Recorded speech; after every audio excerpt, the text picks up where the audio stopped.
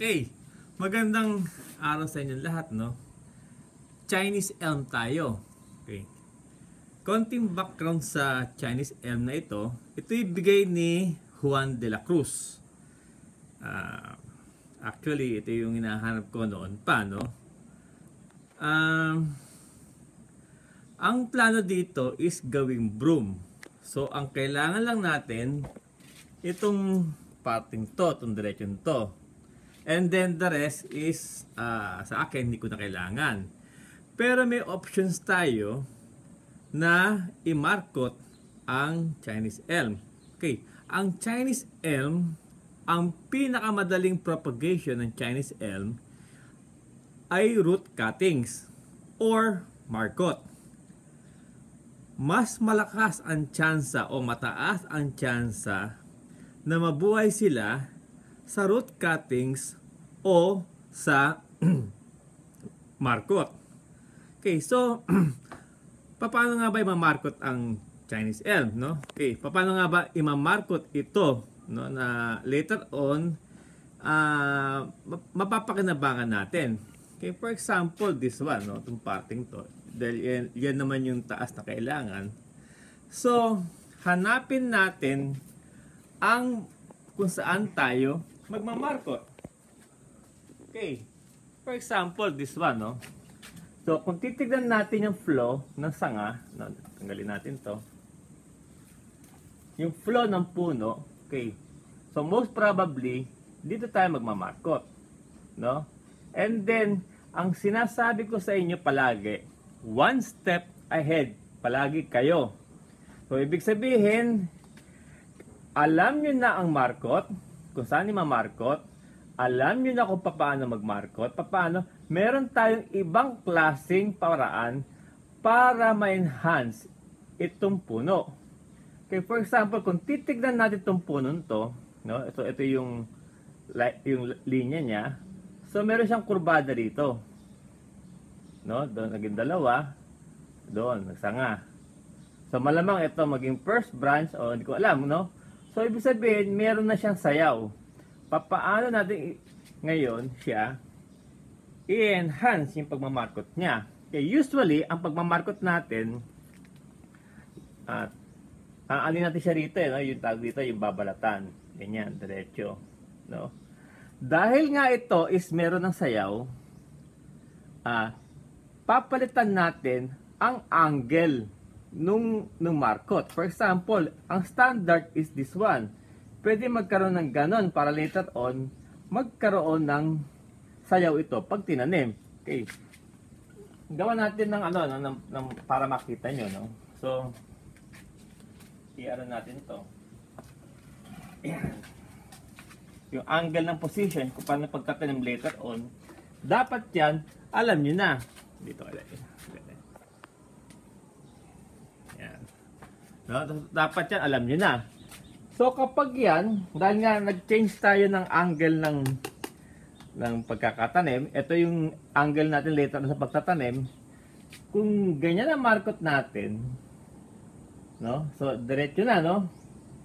Kanina, ganun yan eh. Tayo dito, naka-eskwala. Ngayon, nakaganon na, no? So, ito yung diretso niya. May emphasize na yung curve niya, yung bali niya, no? At least hindi siya diretso. Ito okay lang to kasi broom to. Pero ito, hindi siya pwede mag-broom. So, dapat may angle na. Para later on, yung mga ugat niya, for example, no? For example, ito yung ugat niya, no? So, meron na siyang ugat na pag ganun. No, ibig sabihin, meron na siyang ugat na kaya natin ilatag na yung ugat, no? Kaya natin siyang ilatag na ugat nagpagpaganon. Okay? So, ang keyword dito, ang pagbabago ng angle ng pagmamarkot is malaking epekto doon sa imamarkot nyo. Later on, para magkaroon ng paa.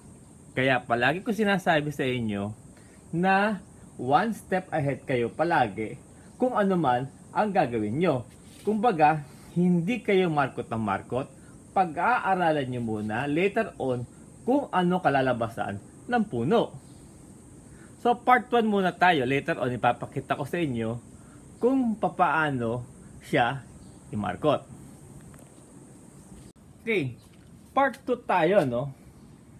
Kung mapapansin nyo, naglagay ako ng tape, electrical tape. Hindi ako gumamit ng ballpen o pentel pen. Dahil kasi, no, ang pinag-uusapan natin dito, yung angle ng pagmamarkot. So, napaka-importante nun. Kaya ko ginawa ang tape, kaya ko ginamit ang tape, dahil pwede siyang retokehin kapag nagkamali. For example, napapakita ko sa inyo, no, kung paano ko siya ginawa, no? So, nakatagilid siyang ganyan, nakatagilid, no? Kanina, habang nag-angle ako o dinidikit ko yung tape doon sa tamang angle, papaliwanag ko kung bakit maganda yung guide. Kasi dito yung hiwa natin later on, dito, dyan sa ilalim ng tape na yan. No? Napaka-importante yung angle. No? Bakit electrical tape? For example, this one. No? For example, no? Kanina, ginaganon ko siya kanina. Okay. And then, chinecheck ko kung tama. Kapag nagkamali, pwede siyang i-change ng angle. No? Kunyari, sa unang ganyan, nakuha nyo, walang problema. Minsan kasi, nagkakamali tayo ng angle kung paano siya imamarkot. Dapat yan, paikot, magtutugma yung ano natin, yung hiwa natin. Kaya siya meron guide. No? Kaya ito, yung angle, kaya tape ang ginamit para, for example, this one, no? Dinikit ko siyang ganon. And then, meron palang mali dito sa parting to. Pwede siyang baguhin ng angle hanggang makuha nyo na yung preferred, yung gusto nyong angle doon sa pagmamarkot. So, napaka-importante nitong tape na to, no? For example, this one. No? So, pag nagkamali, tanggal, and then panibago. Pag nagkamali, adjust ng konting ganon, ganon ulit. O, pag sumobra, kumbaga, na-adjust. Kapag pentel pen kasi ang ginamit nyo dito, pag nagkamali kayo, ang hirap burahin. Pinaka the best way is electrical tape. No? Part 2 tayo ng pag-graph. Mamaya, pag-graph na natin yan, lalagyan natin ng lupa, papaliwanag ko later on yung ibang technique na ginagamit ko at ng ibang mga kasamahan sa PBSI. So, part 2 muna tayo. Part 3 tayo ng ELB, no? Sa markot. Okay, mapapansin nyo, no?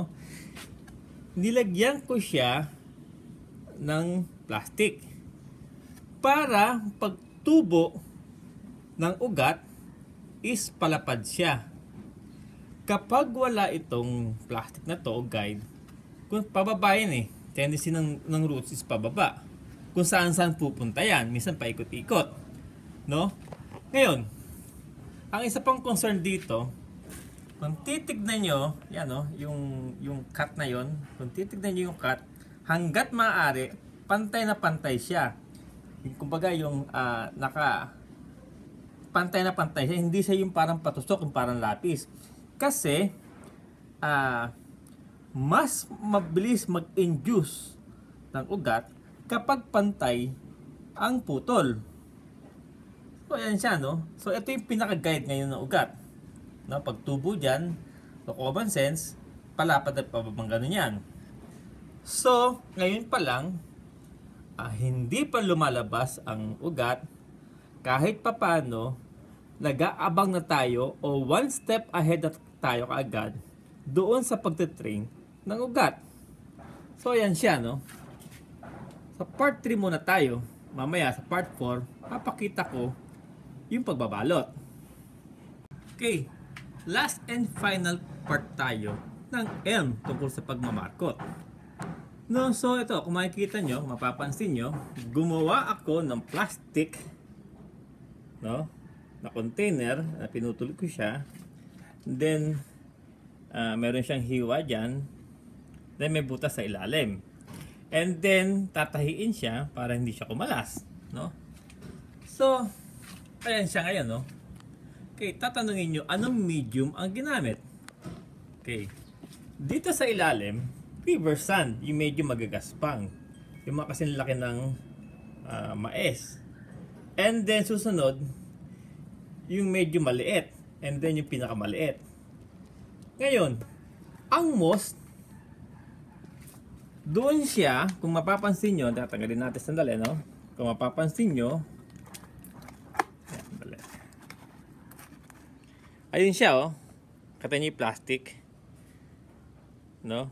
Doon siya, doon sa ibabaw ng plastic na puti. Yan. Bakit moss ang ginamit doon sa may part na yon? Kasi ang moss, mas mabilis makapag-produce ng ugat kapag moss ang ginamit doon sa hiwa o sa markot natin ginawa. So, mas mapapabilis, no? Mas mapapabilis ang proseso. Kumbaga, ang keyword dito, okay, hindi lang tayo basta nagmarkot. Okay. Nakapag-save tayo ng oras dahil sa pagtitrain ng ugat. Later on, kapag pinutol yan, nakatrain na yung ugat natin.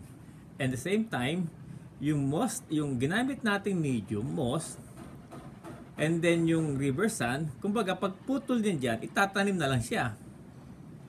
So, nakatrain na yung ugat. So, ang next step dito is waiting game. Kung gaano siya magbigay ng ugat. Actually, ngayong tag-ulan is the best na magmarkot dahil ang alam natin, ang tubig ulan is napakaganda sa puno. Okay, isang concern, dapat transparent tong gagamitin yung container o yung pambalot para makita nyo ang development ng ugat. Kung gaano siya karami at kung gaano siya ang quality and quantity ng ugat. So, doon nyo siya malalaman kung pwede na siyang putulin para itanim. So, ayan siya, no? So, sana nasubaybayan nyo yung series ng pagmamarkot ng elm at kung paano makapag-save ng oras.